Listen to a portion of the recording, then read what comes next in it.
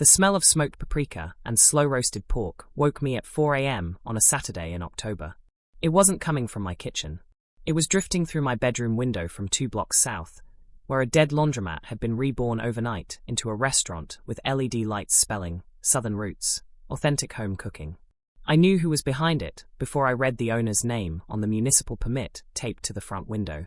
I knew because only 2 people in all of Savannah, Georgia, knew the exact ratio of spices in my grandmother Odessa's pulled pork recipe. Me, and the woman I'd called my sister for 20 years. My name is Willa Parsons. I'm 42 years old. I own a 28-seat restaurant called Odessa's Table, on a quiet corner of East Savannah that carries my grandmother's name and serves the food she taught me to make when I was 9 years old, standing on a step stool because I couldn't reach the counter. Janine Mobley was my best friend since 7th grade. We met in biology class, seated together, because our last names fell close on the roster. She was loud, I was quiet. She was the one who talked, I was the one who listened. It worked. For 20 years we shared everything. Secrets, boyfriends, heartbreaks, dreams. When my grandmother died and left me her recipe journal, a leather-bound notebook filled with 47 years of handwritten recipes, measurements, and notes scribbled in the margins, Janine was the one who held me while I cried. And when I decided to open Odessa's Table 6 years ago, Janine was the one who helped me paint the walls, pick the tablecloths, and test every recipe until we got them right. She was also the one who photographed every page of that journal for backup, she said, in case something happened to the original. I trusted her. Why wouldn't I? She was my person. The first sign that something was wrong came 8 months ago. Janine started asking questions she'd never asked before. Not casual questions. Specific ones. What temperature do you smoke the pork at exactly? Is it 225 or 235? How long do you let the dry rub sit? You said overnight, but is it 12 hours or 16? Your grandmother's coleslaw, is the vinegar apple cider or white? I answered every question. Because that's what you do when your best friend asks about food. You share. You teach. You don't suspect that every answer is being written down in a spreadsheet on her phone under a folder called Business Plan. I found out about Southern Roots on a Tuesday morning. Not from Janine. From my dishwasher, Marco, who lived on the same block. Boss, he said, leaning against the kitchen doorframe with his arms crossed. You seen the new place on Habersham? Looks exactly like yours. Same menu, same style. Even the chairs look the same. I drove there during lunch break. Parked across the street. Read the menu posted in the window. Odessa's pulled pork. Odessa's collard greens. Odessa's sweet potato pie. Odessa's cornbread. Everything. Every single signature dish from my restaurant, listed under different names, but with descriptions that matched mine word for word. She hadn't even changed the cooking methods. The menu said 16-hour smoked pork with our secret dry rub. 16 hours. My grandmother's exact timing. I called Janine. She picked up on the first ring, cheerful as sunshine. Hey girl, I was gonna call you. Did you see my place? Isn't it amazing? Janine, those are my grandmother's recipes. A pause. Just long enough for her to calibrate her response. Willa, come on. They're recipes. Recipes don't have owners. Food belongs to everyone. Your grandmother didn't invent pulled pork. She invented that dry rub. That specific combination. The 16-hour method. The vinegar ratio in the coleslaw. You know that because I told you. You shared them with me. That's what friends do. I didn't steal anything. I was inspired. Inspired. Yeah, inspired. Look, there's room for both of us. Savannah's a big city. Don't be like that. I hung up. Sat in my car for 20 minutes, staring at the LED sign that might as well have said Stolen Roots instead of Southern Roots. Then I drove home and opened the safe in my bedroom closet. Here's what Janine didn't know. Here's what nobody knew except me and a patent attorney named Douglas Whitfield in downtown Savannah.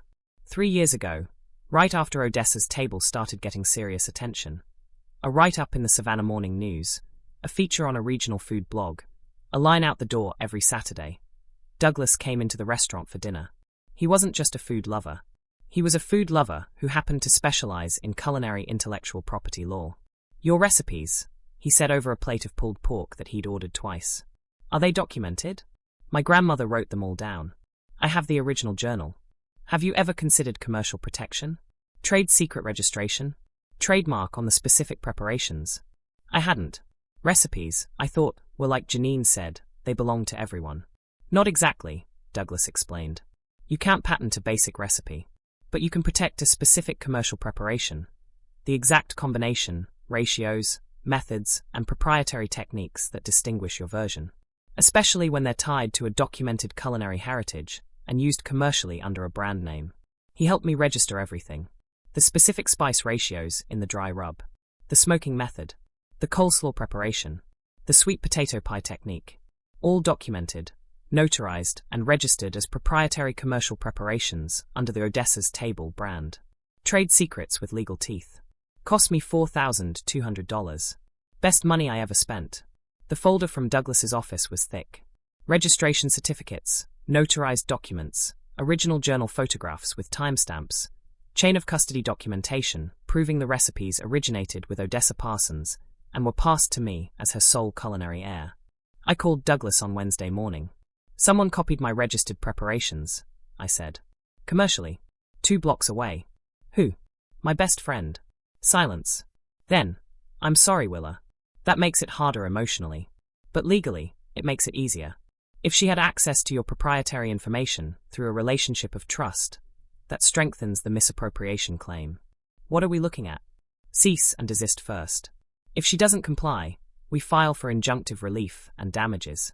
Given that your preparations are registered and she's operating commercially within the same geographic market using identical methods. He paused. She's in serious trouble. The cease and desist letter arrived at Southern Roots on a Friday afternoon, hand-delivered by a courier. I know because Marco's cousin worked at the print shop next door and watched Janine read it through the window. He said she read it 3 times. Then she sat down on the floor of her empty restaurant. It hadn't opened yet, still in soft launch phase, and put her head in her hands. She called me that night. Not cheerful this time. Willa, you can't do this. I already did. It's food. You can't own food. I don't own food. I own the specific commercial preparations that you copied from my registered recipes. There's a legal difference, and it's a difference that costs about $85,000 in damages plus attorney fees, according to my lawyer. $85,000? Willa, I put everything into this restaurant. My savings. My retirement. I took out a loan. You put everything into a restaurant built on recipes you stole from me. I didn't steal them. You gave them to me. I shared them with you as a friend. You commercialized them without authorization. That's the definition of misappropriation. The line went quiet. I could hear her breathing. Heavy. Scared. What do you want? She asked finally. I'd thought about this. For 3 days I'd thought about nothing else. What did I want? Revenge? Money? Her restaurant shut down? No. I wanted something simpler and harder than all of that. I want you to change your menu, I said. Every dish that matches mine gone. Develop your own recipes. Your own identity. Your own food. You're a good cook, Janine. You always were. You don't need my grandmother's recipes to succeed. You just need to believe that your own food is good enough. Another silence. Longer this time. And if I do that? Then I drop the cease and desist. No lawsuit. No damages. You keep your restaurant. But you build it on your own foundation, not mine. That's it. That's it. Oh, and one more thing. I want an apology. Not to me. To my grandmother. She's buried in Bonaventure Cemetery. Plot 47, Section C. You know where it is. You came with me on her birthday last year. Janine started crying. Not the performative crying she did when she wanted sympathy. Real crying. The ugly kind, with snot and gasping and sounds that come from somewhere deeper than the throat. I'm sorry, she said. Willa, I'm so sorry. I don't know why I did it. I was jealous. I watched you build something beautiful from nothing, and I wanted that feeling. But instead of building my own thing, I took yours. That's not inspiration. That's theft. Yeah, I said. It is. The new menu at Southern Roots launched 3 weeks later. Gone were the pulled pork and collard greens and sweet potato pie. In their place, Janine's own recipes. Her mother's jambalaya. Her aunt's shrimp and grits. A blackened catfish that she'd been making for potlucks for years, but never considered good enough for a restaurant. It was good enough. More than good enough. The Savannah food blog that had featured me 2 years ago gave Southern Roots a glowing review. They called the jambalaya a revelation. Janine texted me the night the review came out. Just 3 words. You were right. I didn't respond with words. I walked over to Southern Roots after closing, knocked on the kitchen door, and handed her a jar of my grandmother's peach preserves. Not the commercial recipe. The personal one. The one Odessa made for family only, with a little bourbon and a lot of love. This isn't for the menu, I said. This is for your toast in the morning. From Odessa. Through me. To you. She held the jar like it was made of glass. Which technically it was. But we both knew it was made of something more fragile and more valuable than glass. We're not best friends anymore. 20 years of sisterhood doesn't survive betrayal without scars. But we're something else now. Something quieter and maybe more honest. We're two women who own restaurants on the same street, who nod at each other in the morning when we're both unlocking our doors at 6 a.m., who understand that the line between inspiration and theft is thin but real, and that the best food comes from your own story, not someone else's. Last month, a food writer from Atlanta came to Savannah to write about the restaurant row phenomenon on our street. She interviewed both of us. At the end, she asked Janine, "What's the most important lesson you've learned as a restaurant owner?" Janine looked at me across the street through the window. That the best recipe in the world is worthless if it isn't yours. And that the worst thing you can steal from someone isn't their food. It's their trust. The article ran with the headline, "2 restaurants, 1 street, and the recipe for second chances." Grandma Odessa would have liked that headline. She always believed in second chances. She gave me one when I burned her cornbread the first time I tried making it at age 9 and cried for an hour. "Baby girl," she said, wiping my tears with her flour-dusted hands. "The only people who never burn cornbread are the ones who never try.